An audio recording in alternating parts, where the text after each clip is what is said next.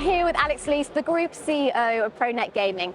So Pronet Gaming, you've won multiple awards for your iGaming platform. How do you remain one of the leaders amongst so much competition? Yeah, well, you're absolutely right. The competition at the moment in the market is very, very intense. A lot of new platforms coming on board now with new technologies and new USPs.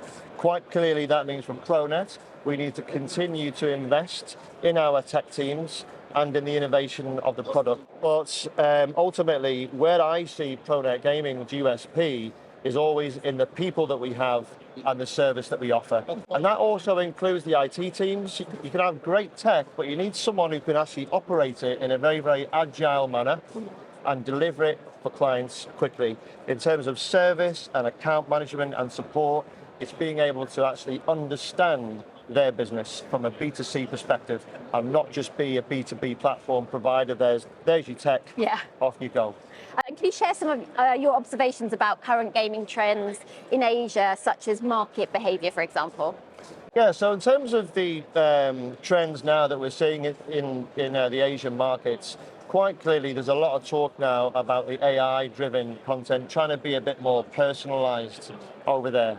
Okay, so being able to have like a recommendation engine whereby you're serving clients markets before they even know that they're the ones they actually wanted to go to. So you're using data to almost try and predict what they're going to bet on, in the future, be it on sportsbook or casino. But I think right now it feels to me like a bit of a reinvigoration in the overall Asian market. In terms of products, I think it's now more settled down, particularly with what's happening in the Philippines at the moment. And really, it may well start to drive more towards what we've seen in some of the European markets. Maybe even regulation could be coming, as has been the rumour, for example, in Thailand. And what are some of the main challenges that you foresee about entering the Asian market? It's huge, and I know that through having been through that process for the last 12 months pretty much. We did like a lot of research on it in terms of where to base yourself, and that was a huge challenge. So you can do research on all the various countries, so Vietnam, Cambodia, Philippines, Malaysia, so on and so forth. Everyone has its own benefits and disadvantages as well, and it's very, very easy to get advice to maybe, put IT there and put marketing here and put operations there. But the reality is, it's just not possible to have so many, different satellite offices. So I think that was the main thing for us.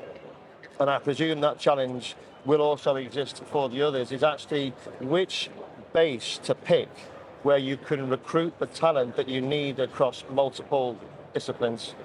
And how does Pronet Gaming set itself apart and stay competitive in a diverse Asian market? Well, this is what we're going to find out, really, because we are actually about to enter the market now.